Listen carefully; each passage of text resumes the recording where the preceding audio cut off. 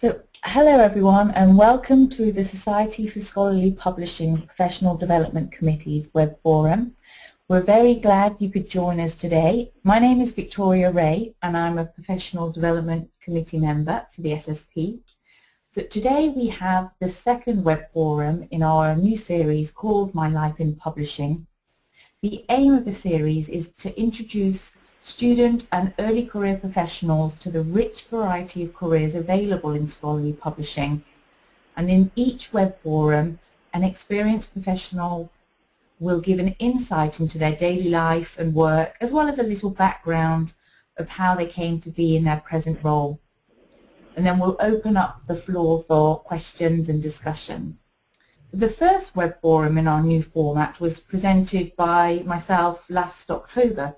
And similar to today's talk, which is being recorded, I spoke about my educational background and early career developments, plus the job I do now. So all previous web forums are available to view on the SSP website. And once we've concluded this web forum, the recorded presentation and the question and answer session will be available, hopefully in the next 24 hours. So I encourage you all to go and visit the professional development webpage on the SSP site and take a look at the presentation from today, as well as the other web forums. Share with your friends and colleagues and students. You'll also be able to find the professional career profiles online, so if you're interested in learning more about a particular person or their role in scholarly publishing, you can also take a look at that. So with this particular web forum, I'm sure we'll have plenty to discuss after the presentation. And I just want to take this moment to let you all know how we'll handle questions. So on the screen, you should have a section on the right-hand side where it prompts you to type in a question. And you can write your question in that box, and I'll be monitoring them throughout the talk.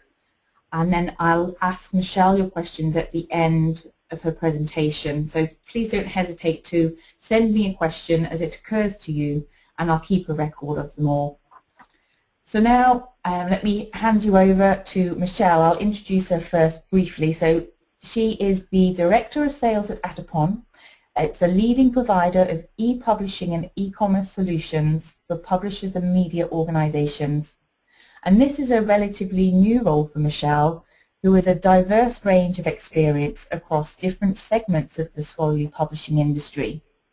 So having held positions in editorial, marketing, account management and sales at both publishing organizations and at technology service providers, I think she's very well equipped to speak to you all today. So without further ado, let me hand you over to Michelle, who I believe is speaking to us today from London, where she'll talk about My Life in Publishing. So over to you, Michelle. Excellent. Thank you, Victoria. Hello, everyone. Very happy to be here today and talk with you all. So, as Victoria said, I currently have a sales role at Atapon, newly started there. And I have been in the scholarly publishing industry for just over 6 years or so. And what I'm going to do today is, first off, just give you a sense of the structure for how I'll talk about my early career experience and how it's led to where I am at this point, and some of the lessons that I've learned along the way and what I see as being next up for me. And then, as Victoria said, I would love to be able to answer any questions that you might have. So in the next slide, I'll talk a bit about what I'm doing at Atapon and how I've gotten here most recently. And I'll give you some specific information about my undergraduate and graduate education and how I went about finding a job after completing my studies. And kind of in the lessons learned portion, some overarching ideas that I just try to remember as I'm moving through these various roles and thinking about, how I want to take my career forward and what my priorities are. So, as Victoria said, I've been at Atapon just over 2 months now. So I started January 6th with the new year, and it was really kind of a big deal for me. I moved from Boston to New York City, and it's all still very new. And Victoria gave you a bit of a summary of what Adipon does for publishers, and we can talk more about that later, depending on your level of interest. But just so you have a bit of context for my particular role within Adipon, I'm responsible for global sales of our software solutions to publishers primarily. So there's that sales element, which is really the core of my job, but also for managing a select number of existing publisher relationships. So I really work for and with publishers, but I'm not at a publisher at this point. And in addition to that, and I think it's pretty important, and it's why I'm here today, is my role within SSP. I've been volunteering for SSP since 2008, so just a couple years after I started working in the scholarly publishing industry. I began on the marketing committee. A little bit of feedback. Sorry about that. As a member of the marketing committee, and then took on a co-chair role for the marketing committee for a couple of years, and then moved on to co-chair of the education committee. And in 2013, I was elected to SSP's board of directors. And SSP has been really instrumental throughout my career. I credit it with being one of the most, if not the most, significant ways that I've been able to develop a really strong professional network and build knowledge about the publishing industry more holistically than I would otherwise be able to within the context of the roles that I've held. So I mentioned that I moved to New York, and it's been a big change. This picture is pretty representative, I think, of how it's felt. It's been a bit of a whirlwind, really exciting to be one of the largest cities in the world. There's so much to do and to see and experience, both inside and outside of Adipon. But it's also been, it's felt really right. So it's, in some ways, as much as it's been a whirlwind, there's been a lot of peace to it too, which has been wonderful. Sort of a really good, solid confirmation that this change came at the right time and that it was a good fit for me. And I say this 2 months in, but generally I think we know ourselves and we can, you kind of intuit when something's right. So in thinking about the move to Adipon, I'm going to take a big step backward and kind of start from the beginning, so maybe it'll make a little more sense to work chronologically through my experiences. So we started pretty early on. I always knew I wanted to go into publishing in some way or another. I assumed it would be an editorial, though, definitely not in sales. I have been an avid reader since I was very, very young, and still am. I could spend whole weekends just kind of locked inside, regardless of whether it's winter or summer, reading. And so I went to University of Miami, and I did a double major there in English literature and in international studies. So I wasn't quite sure which way I was going to go. I was beyond the loving writing and reading. I was also really interested in travel and politics and culture and health and human welfare in the U.S. and outside. And during my time at University of Miami, I held a variety of roles to just get a better sense of what would be more in line with my interests and where my passions lie or laid. So I did work at a foreign credential evaluation firm while I was an undergraduate and completed basically reports evaluating educational and professional certifications of people coming into the United States or seeking to come into the United States and have this legitimate kind of summary of the work that they've done in their home country and how that equated to a degree or level of experience within the U.S. So, for example, people coming from, doctors coming from Cuba were often one of our main clients, engineers from India, dentists from Russia, et cetera. And at the end of the 4 years, what really became clear to me was that I was interested in moving more towards publishing than I was on the international studies or politics. So I moved on then to become a researcher, and part-time news contributor at a small local paper called Miami Today. So that really started during my last year of school, and subsequently for my additional year when I was trying to figure out, was I going to go to grad school or just continue to build professional experience. So ultimately, I decided to continue going on to Emerson College in Boston, and I spent 2 years there. And I really dug into getting work experience through internships. So while at Emerson, my field of study was publishing and writing, and I loved it. It was a lot of work. There was a lot of juggling, covering grad school bills and trying to build that work experience and take a full course load. So when I did those internships, really what was key for me was to be able to not just build the experience for my resume, but also get a better sense, how much time did I want to spend post-graduation focusing on getting a job in those particular areas. So at MIT Press, it was an editorial, copy editing, sort of beautiful science and philosophy texts, and less glamorous was filing copyright agreements to make sure that authors of the MIT works as well as MIT were properly accredited and the copyright agreements were filed. And with Perseus, it was around marketing for new trade books that they were publishing and finding different ways to get authors publicity via interviews, reviews in newspapers, magazines, blog interviews, etc. So I found all of that really valuable, and what came out of it for me is by the time I graduated in 2006, I realized that although I loved the editorial, I felt happiest when I was able to be creative and writing, but also interacting with people on a regular basis. And so for me, marketing was a better fit. And so I didn't have a job at that point, but when I graduated in May 2006 from Emerson, it was a bit of a panic mode. I at least had an idea of what I was looking for.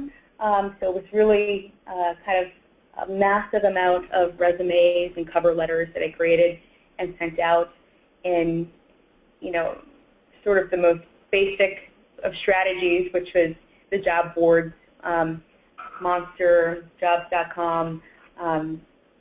I may have used SSP at that point, along with some others, book builders. But my network so early on was pretty much zero. I didn't have much of a network at all, just minimally from my experience at Perseus and MIT and from some of the professors at Emerson, which hopefully, there's more resources for those of you that are joining today for you to make use of. But if not, there's certainly much available out there for you to use, especially in the connected kind of period that we are now. But it was an awful lot like dating. You have to just really keep a thick skin and plug away, and know that the right position will make its way to you, or you'll make your way to it, and that you will build that experience that you need to be able to create either a solid role that with that organization that you land in, or develop transferable skills that you can navigate to an organization where you want to be, if it doesn't have to be at that first job you land in. But really persistence is key at this point. It can be pretty difficult. And it was only, let's take a step back from it, I highlight here, it was only a month that I was unemployed after graduation, but it was absolutely, I think, the longest month of my life. So when I did end up getting hired at Wiley, it was a pretty monumental moment for me. I considered it to be, my first real job in publishing. So at that point, it was Blackwell. It was a large scholarly publisher. Shortly after I was hired, it was purchased by Wiley. And I was there only briefly, just over a year, but I learned an awful lot. I mentioned about MIT and Perseus, being able to sort of figure out what pushed my buttons, what really excited me. And it became even more the case at Blackwell. it was affirmed I love the marketing, I love the copywriting, the consulting, collaborating. I like faster paces, deadlines, traveling, and definitely really wanted to avoid that, solitary work, and, got a broader sense of what the ins and outs of a scholarly publishing organization are in terms of both budgets and acquisitions and the details of marketing, etc. But then the other piece that came out of it, and still is really probably one of the keys to my job now and every subsequent role, was the relationship management. For me, it's something I'm particularly good at and particularly enjoy, and it started here at Wiley. But then, as I said, I was there for about a year. I had an opportunity come up with that via, of all places, Monster. I had a resume that I kept updated on Monster, knowing that you kind of just have to keep as many doors open as possible. And when Blackwell was acquired by Wiley, you just didn't quite know how things were going to play out, although at my level, it wasn't as though I'd be significantly impacted. But I think it's a good practice, and to just make sure, as much as possible, your credentials are out there and you keep them updated, so everybody can be aware of just how qualified you are.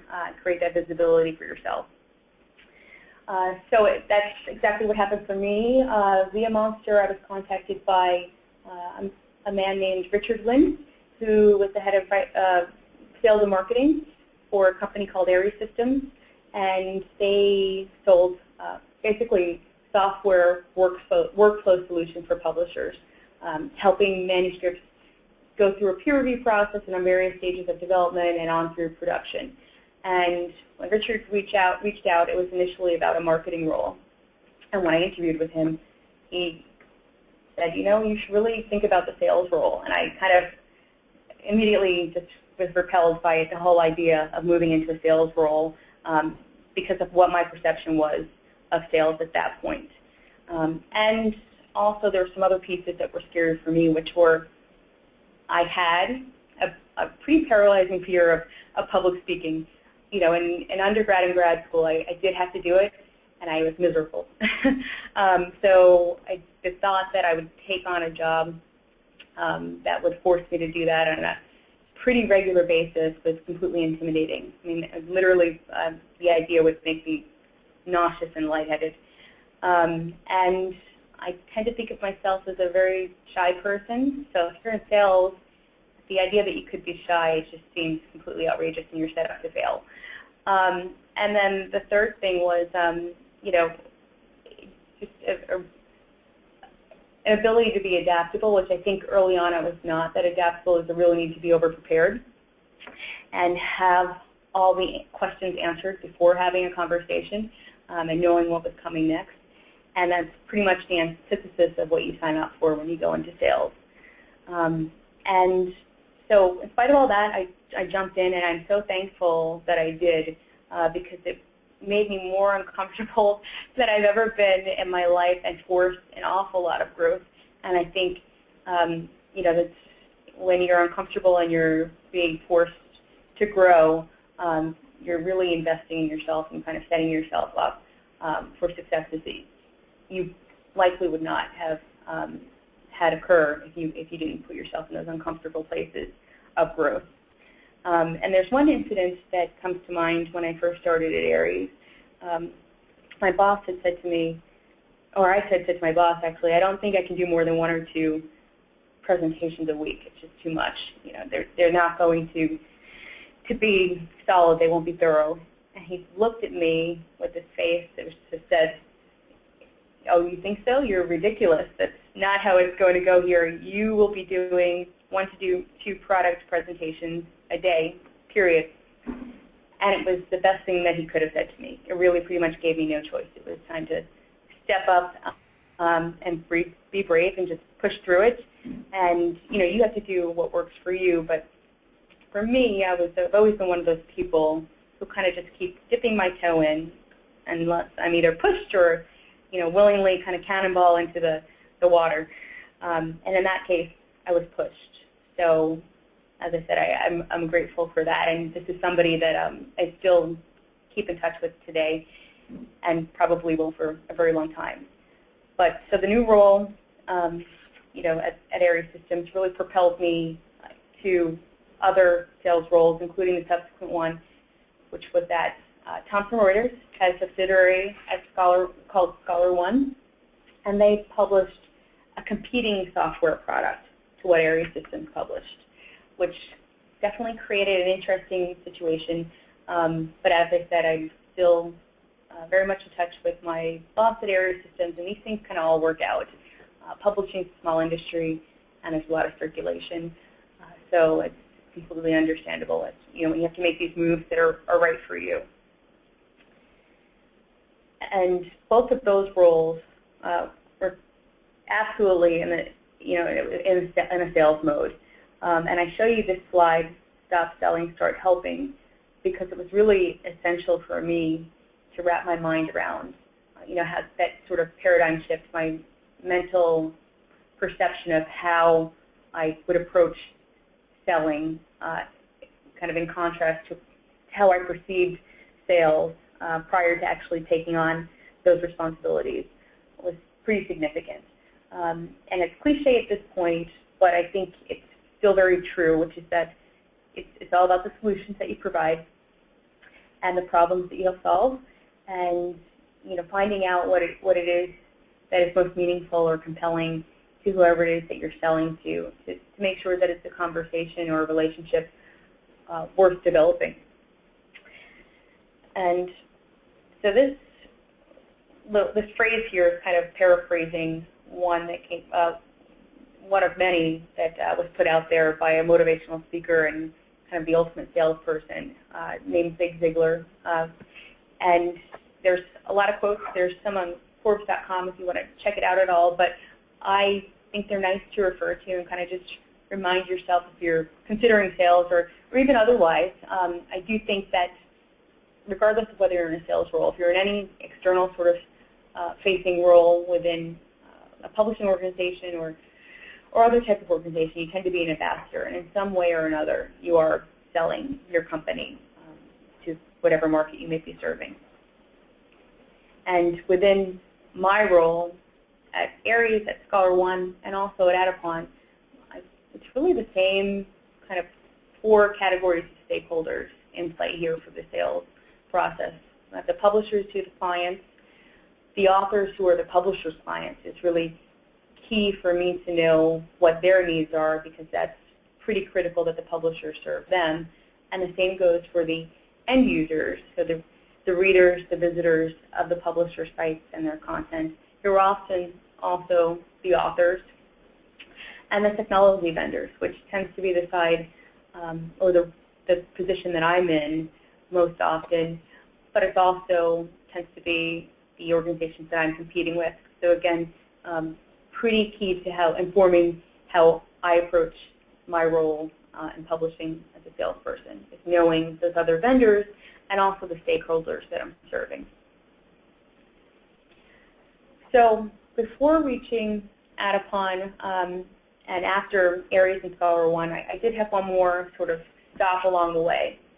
And it was not so early in my career anymore, but I think it's worth mentioning. It was at Copyright Clearance Center, and it was from 2010 to 2013. And I took on a role as strategic account manager within a group there that served Copyright Clearance Center, or CCC as it's commonly known, the largest publishing organization. And it was definitely a bit of a change of pace for me to not officially be in a sales role. It slowed down a bit. There was a lot more detail that you could really dig into. And it was also an opportunity for me to build relationships with publishers where the perception was a bit different about my priorities as technically not a salesperson, but instead a relationship manager. So I was able to work with not just decision makers around whatever product that I may have been selling, which at CCC there was some aspect of that, but also work closely with their legal teams, their publishers' marketing teams, their sales teams, their technology folks, their product development teams, and get a much more complete view within the publishing organizations and how they functioned, what their priorities were and are holistically. So it just broadened my sense of the publishing process as a whole. And I worked with big publishers, big scholarly publishers, Wiley and Wolters Kluwer, university presses like University of Chicago, University of California, some prestigious societies, American Association for the Advancement of Science, American Society of Clinical Oncology. There was, a really solid mix of publishers that I was able to work with while I was there. And again, it was valuable for me to work with them in a sort of non-vendor and technically not a sales role to gain access in a way that I didn't have before. And I was there for 3 years, as I mentioned, and kind of interesting was a random meeting at a conference that led me to where I am today.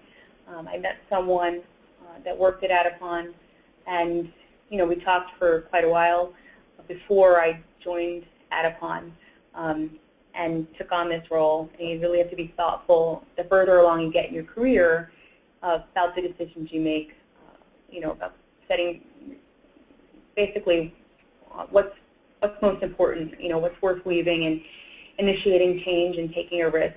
What are the value adds that you're going to get from taking on that new role versus what could you gain by remaining and investing in a place that you have experience and you have a built-in internal network and resources.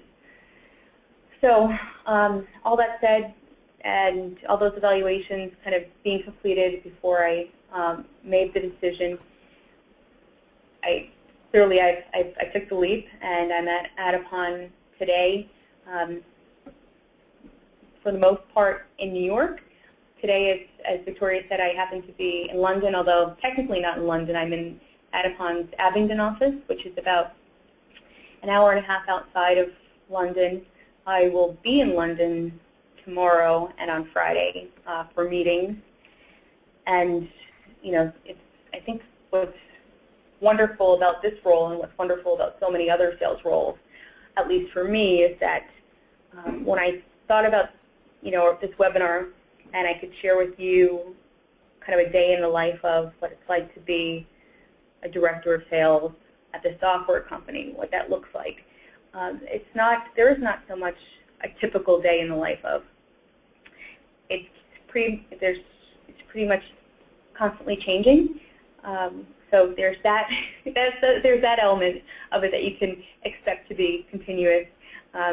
You do have to be adaptable and prepared to, jump in and have a meeting and create a presentation in a really short time frame, set up a call or arrange a visit, and be able to talk through, various publisher issues or problems and ask the right questions to be able to probe and get a deeper sense of what's important to them, what their priorities are, and how you can work with them to address or solve if there are any problems associated with those priorities and achieving the goals they want to achieve.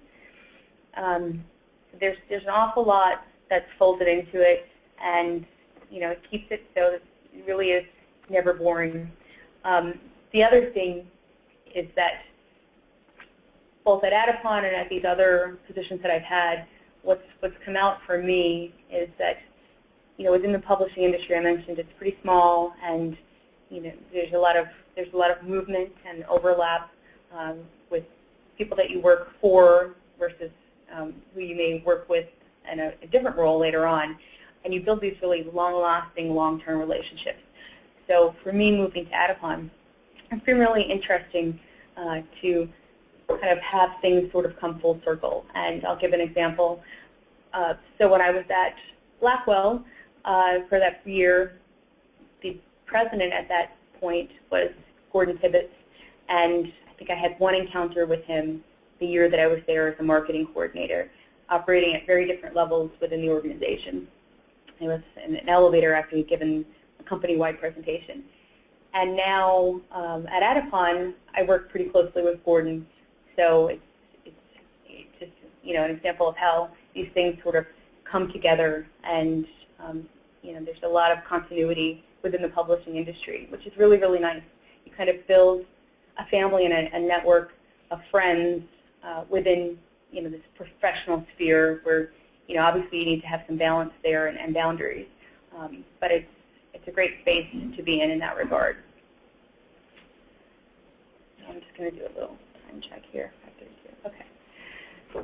And kind of to sum it up for me, and I don't mean to go too far down the path of getting philosophical on you here. I know it's supposed to be a little more practical advice, but underlying and overarching, just completely all around my experience in publishing, and I think life in general, is just trying to really remember to not let fear or anxiety or the concern about whether you're qualified enough keep you from from succeeding, from moving forward and progressing.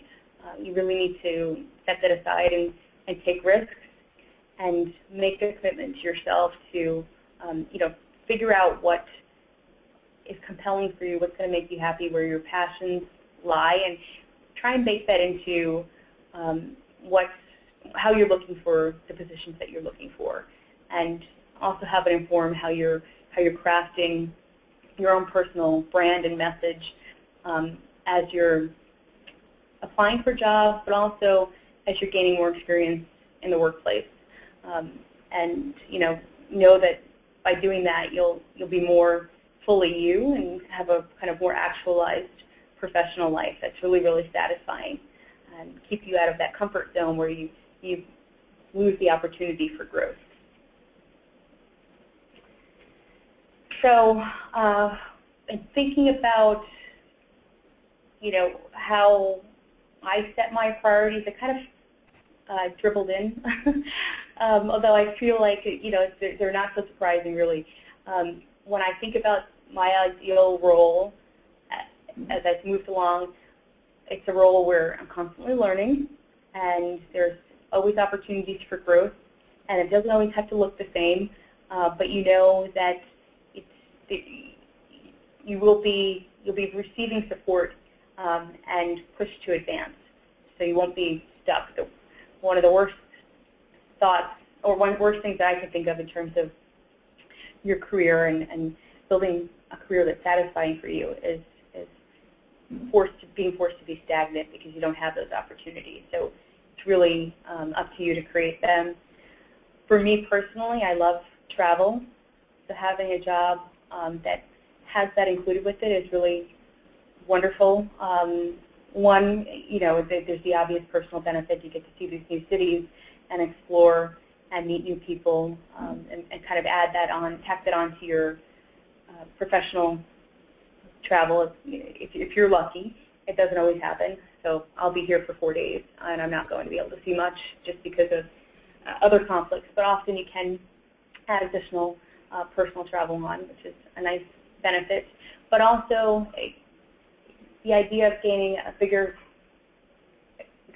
sense and experience of this world. It's such a global marketplace, and to have greater context around culture. Oh, I'm just going to put you on hold 1 second.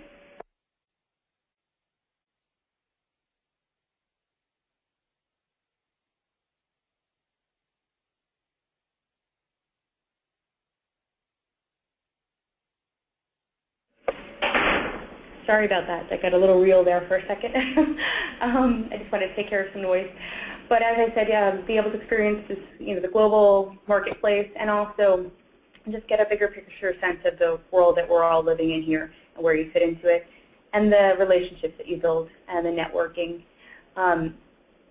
So for me, the relationships and the networking, it definitely occurred with each role that I've been in, but even more importantly, my SSP, Society for Scholarly Publishing, has allowed me to build relationships and friendships outside of the realm of work and really get more of a depth of experience within publishing through volunteer work. So any opportunity you have to build your networks in that way, whether it's through SSP or book builders or other types of publishing organizations, I highly encourage it. I think it's an invaluable way for you to really broaden your reach and create more opportunities for yourself. So for me, what's next? I think it's kind of a difficult question to answer definitively right now because Adipon is so new, and I think the only thing that I know for certain is that that I will continue to be volunteering with SSP. I'll be continuing to grow. I'm absolutely committed to being in the publishing industry and really becoming, as an active participant, a stakeholder in here in different ways, and working with other organizations beyond just the publishers that I sell to. So there's SSP I mentioned, but also the FTM Association, ALPS, PSP, all these other organizations that are sort of operate in the same space that really can have some pretty different missions and are critical to building knowledge, which really keeps you relevant within the publishing industry. Things are happening so quickly that it's important to keep up. And I'm looking forward to finding out what is next as I gain more experience at Adipon. I anticipate that there's going to be a lot more travel, and working very hard to continue my ramp-up process around Adipon's technology offerings, which there's a lot more depth to their technology and what I'm selling than what I've kind of worked with in the past. So that's an interesting challenge, but all positive because, as I said, there's almost nothing better than learning and continuing to be a student, particularly if you're getting paid to do it. So I guess that's it. Victoria, if you want to ask any questions. Yeah, great. Yeah, thank you so much, Michelle. It's a great presentation. It was really informative and insightful. And we have got some questions that have come in. So let's kick off with a question from Mariam. She asked, if someone wants to get into international sales, what critical skills are needed, obviously besides general sales skills? Do you have any ideas about skill Sure. sets? Can I just repeat it to make sure I heard you? So it was, if you wanted to get into international sales, what kind of skills would you need to move into that role? Yeah. That's really a great question. So I think it's two things, right? It's the skills that you have, but also think about the company that you'd be working for and who their clients are. So you can want to work in international sales, but if that's not really the core client base for the company that you'd be working for, you probably will not be successful in being able to have the international part of this, be part of the sales process or your sales role. So that's pretty key, and it's basic, so that's probably pretty obvious. But in terms of the skills, again, it depends on the organization that you're applying to. For me, it was having a pretty good knowledge base around publishers' business models and the technology that they outsource and or would build internally to support those business models, like open access or supporting hybrid journals, and also being really sensitive to policy issues which potentially impact the type of technology that Adipon would be developing. So let me think of an example. Well, open access is an example, but and also the growing influence of authors as a result of open access and how that impacts the sort of priority and the product roadmap for a company like Adipon. So as much as possible, being able to, you know, be aware of who the company that you're applying to, who they're serving, and what those needs are of the clients or prospective clients that they be serving. So it's really about the research there, and I can't say enough about having a supportive network to kind of validate your experiences, both within previous positions that you've been at, but also, again, for me, a lot of my references beyond work have come from relationships that I've created within SSP through volunteer work. It says an awful lot about your commitment to the industry and also how proactive you are. If you're taking it upon yourself to participate on an SSP committee and take a leadership role and organize a seminar, you know, put yourself into a position where you're pulling together information and/or content and taking it, putting it out there in a way that's more visible, so you get your name out there, and in turn, you know, get recognition and again build those relationships. Great. Yeah, I think, well, this maybe ties into what you were just saying about volunteering and getting into sort of new opportunities. Marianne asks, how can I find networking opportunities? Mm-hmm. Yeah, that's also a really good question. So I'm not going to harp on it too much, but definitely SSP, but also conferences. So SSP has their annual, but there are other meetings as well. Council of Science Editor, ALPS, you know, those can be more difficult maybe to fund early on in your career, to get support for that. I think in a sales role it's easier to get the funding from your company to participate in those conferences, but SSP does it, I'm sure the other conferences do, or associations and societies that create these conferences provide travel grants for young professionals to help get you that exposure and be able to network in a way that you wouldn't be able to otherwise. I mean, with the SSP annual meeting, I think last year it was at almost 1,000 participants, and it has such a wide range of experience and types of people that attend those meetings. It's just an incredible opportunity to have that face time and have some real significant conversations, and you know, potentially find a job or job opportunities.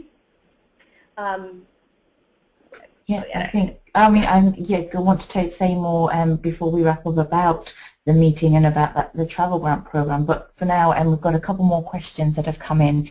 Mm-hmm. You talk about that in your sort of your early slides about that perception of sales and the fear, that intimidation, and Adam asks a good question. He says, it seems like it's human nature for most people to listen to that little voice which yells at us, be cautious and don't take too many risks. And he says, do you have any advice on how to overcome fear, and any thoughts on distinguishing between being courageous as opposed to foolhardy? Sure. Well, I mean, I can say that what's helped me push through the fear has really been the thought of how wonderful, how freeing it would be to not have that fear. And it seemed, which for me was really public speaking, being external facing, really putting yourself out there in a way, sort of being a little more vulnerable. So the only way that I felt like I could get past that is just to keep doing it. As painful as it was, as nauseous as I would get, as lightheaded as I would get, as much as my hands would shake, just push through and continue to do it. And imagine a point in time when none of those sort of symptoms of fear exist, because you've conquered it, or you've put it in a box and you're able to manage it, even if it's not completely gone. So that was the real driver, just the idea that if you keep at it, eventually it won't be something that holds you back. You're able to really do and be your most, your best version of you, and be happy. Yeah, absolutely. It sounds like you jumped in with both feet, and I think right. you've done well to get to where you are now. And Margaret asks again, with that career progression, what precipitated your moves, say, from one job to the other, and how do you know when it's time to move on? Right. Seems like it's been pretty organic for me. So it's generally been a pretty compelling opportunity for job growth and or revenue, and you have to know which one's more important to you at a particular point in time because they may not always line up.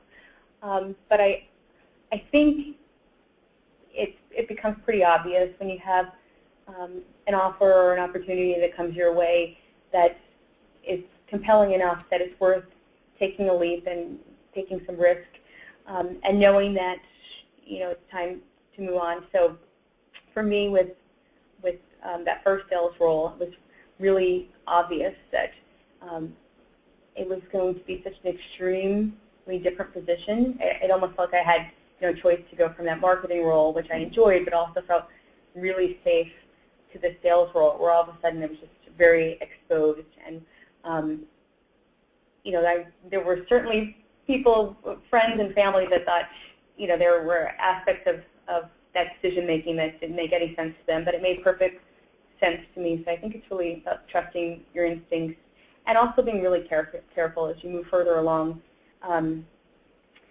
to negotiate on your own behalf, and as much as you can be really strong about kind of setting some go, no-go rules for yourself when you're negotiating the job responsibilities or your income, whatever it might be, and using that as your baseline to assess whether it's the right fit or not.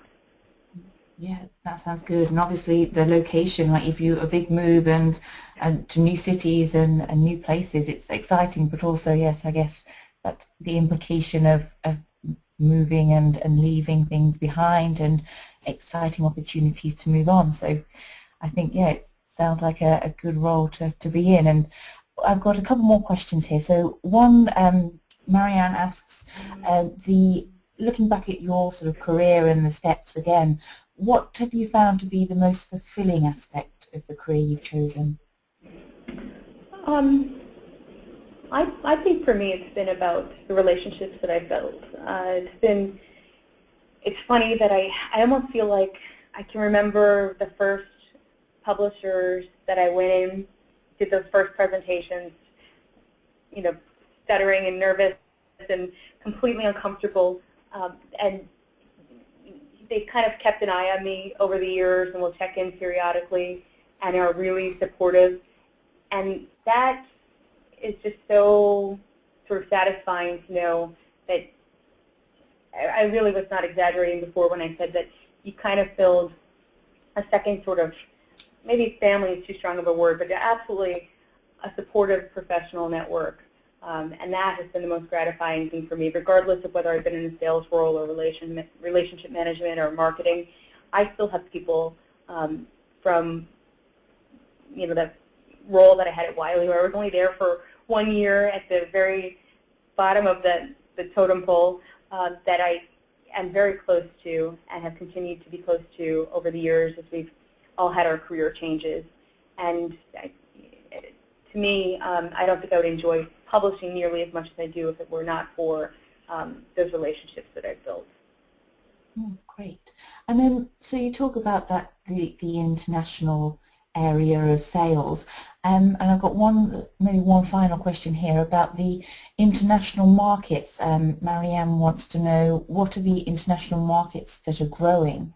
Mm-hmm. That's a great question, and I'm going to give you feedback on the context of Adipon right now, although I suppose I could also do it from the point of view of Copyright Clearance Center. But Europe is definitely growing, in terms of the space for software technology and selling Adipon's platform. And for me right now, the focus has been in large part around UK, and for a number of years, I know this is the case for CCC as well as Area Systems, and I can't recall for Scholar One, but Germany. I think Asia is absolutely growing. It's definitely more challenging, both in terms of language, but also just culturally, and having bodies locally to help you penetrate those markets. It's more difficult just because the culture is so dramatically different. And if you don't have a local office, I think it's much more difficult to navigate the Asian markets than it is for the European market. I mean, I can fly in to London or Germany, and I don't necessarily have to have somebody that will meet me at the airport and guide me, to the conference hall and translate for me in a way that I would if I were to, try and sell in China or Japan.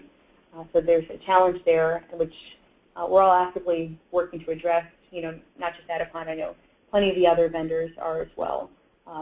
But right now, definitive, observable growth in terms of new sales is happening really in Europe for us. Okay, well, it sounds like you'll be traveling a lot more then, but I think that's the one good thing about publishing, scholarly publishing in general, is that it's global. And I think just before we wrap up, maybe I want to tell everyone about the Student and Early Career Professional Travel Grant Program that the SSP is currently offering. So there's a $1,000 grant to help offset travel and accommodation expenses for individuals to attend the upcoming annual SSP meeting, and that's going to be held at the end of May in Boston in Massachusetts in America. So it is an international conference, and overseas applications are encouraged. So any additional funding for travel from overseas applicants will be considered to support those grant winners coming from outside of America. And the deadline for that is March 28th. So there's still another couple of weeks to review that. You can go to the SSP website, read more about the travel grant program, and submit an application. And then hopefully we'll see lots of people at the annual meeting in a few months. So I just maybe want to take this moment to thank you once again, Michelle, and thank you all for joining us for this web forum, and we hope to see you all again in the near future. Thanks a lot then. Bye-bye. Thank you so much, Victoria. Bye-bye.